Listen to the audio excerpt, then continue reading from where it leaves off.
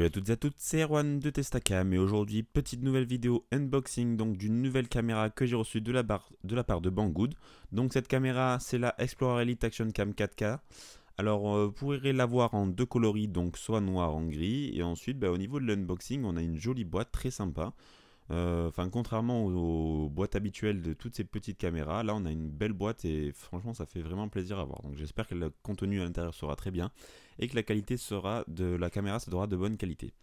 Donc au niveau dedans, donc voilà, on va avoir deux petites boîtes, une pour la caméra et une pour les accessoires. Au niveau donc de l'ouverture des accessoires, je vais vous accélérer un petit peu parce que bon, c'est quasiment les mêmes qu'il y a dans tous les accessoires en fait. Donc on va avoir une porte normale, les petites fixations J, les petites sangles que vous pourrez aller voir un tuto sur ma chaîne pour faire les fixations casque, le petit câble, le petit adaptateur pour mettre sous le frame, les fixations plates, les fixations 3M au cas où vous n'en avez plus, des petites sangles, un truc pour nettoyer, après la garantie, tout ça. Donc voilà, un peu comme d'habitude au niveau des accessoires. Ensuite, au niveau de la caméra, donc voilà, dans ce petit carré, donc très sympa, très joli. Et le design est quasiment, on va dire, équivalent à l'ancienne caméra que j'avais ouverte, donc de chez Banggood, pareil.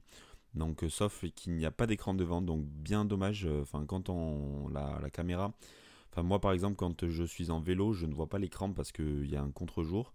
J'aimerais bien voir devant, alors que je ne peux pas. Donc c'est un peu dommage qu'il n'y ait pas d'écran devant. Donc ensuite voilà, on va l'ouvrir, on va regarder un peu à quoi elle ressemble de plus près.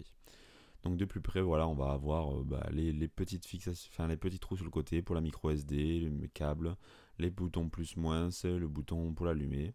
Et ensuite, voilà, dès qu'on l'allume, on va avoir tous les menus comme ça à l'intérieur. Donc voilà, on se retrouve pour un petit test. Donc après, comme je vous le dis, je suis plutôt en fait content de cette caméra. Je m'attendais à moins de qualité. Et au final, elle est de très bonne qualité comme on le voit là.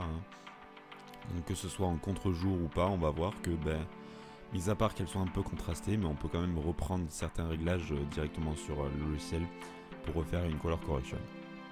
Donc voilà, vous aurez quelques petits tests. On voit que ça bouge un petit peu, mais par rapport aux autres caméras, elle est très très bien. Donc vous avez tous les liens en description pour aller voir cette caméra s'il vous plaît. Moi je vous dis à la prochaine pour une nouvelle vidéo. Ciao tout le monde.